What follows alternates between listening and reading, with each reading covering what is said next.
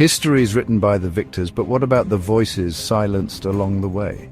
Today, we're diving into the dark corners of colonial history, atrocities they don't teach in most classrooms.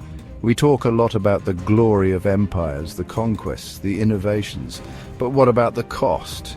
What about the blood spilled, the cultures erased, the lives shattered in the name of progress?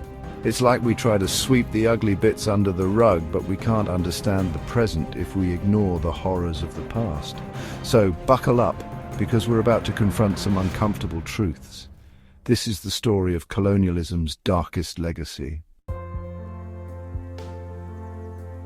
The 20th century dawned with a horrific prelude in what is now Namibia. From 1904 to 1908, the German Empire waged a brutal campaign against the Herero and Namaqua people.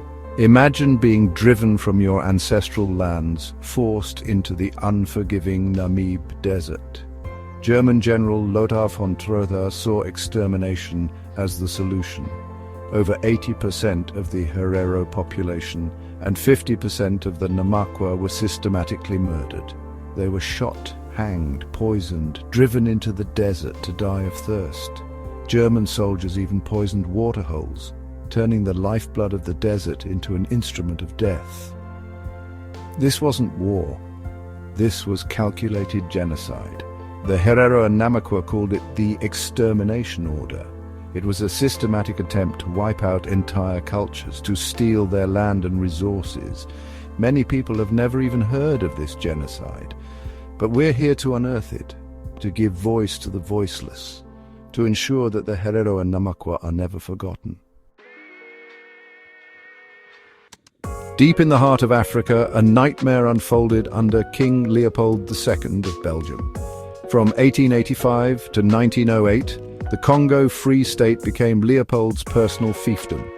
Millions of Congolese were forced into labor, their lives treated as cheaply as the rubber they harvested. They became slaves in their own land, their bodies broken under the weight of Leopold's ambition.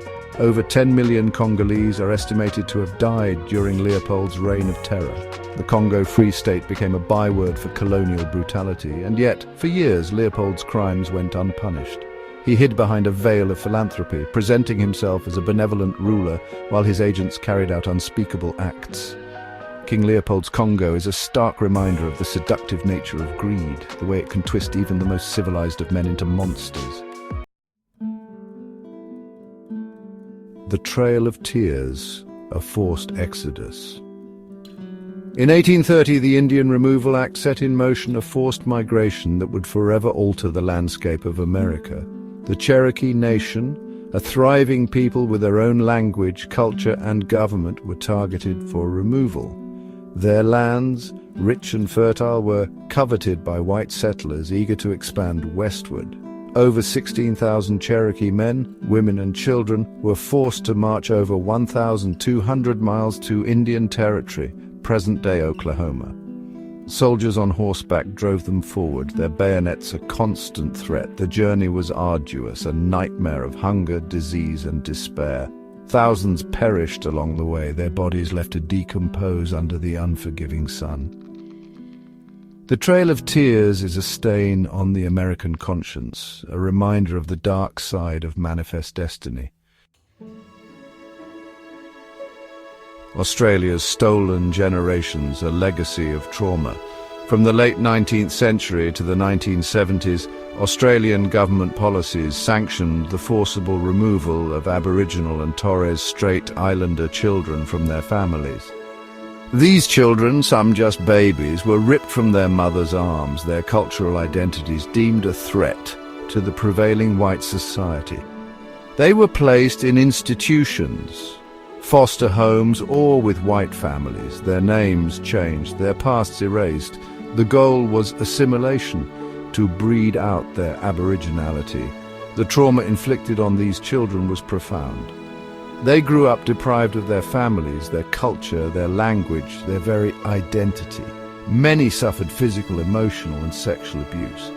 The stolen generations represent a shameful chapter in Australian history, a policy rooted in racism and cultural genocide. The fight for recognition and justice continues to this day. The Bengal famine, a man-made catastrophe. In 1943, as World War II raged, a different kind of horror unfolded in Bengal. A famine, one of the deadliest in history, gripped the land. This was no natural disaster, it was engineered by human indifference. Bengal, once the breadbasket of India, was now a land of skeletal figures. British wartime policies prioritized the war effort over millions of Indian lives. Rice was diverted to feed British troops. Churchill dismissed the plight of the starving millions. The Bengal famine was a man-made catastrophe. An estimated 3 million people perished. Their deaths were preventable. The Bengal famine is a testament to the consequences of unchecked power and greed.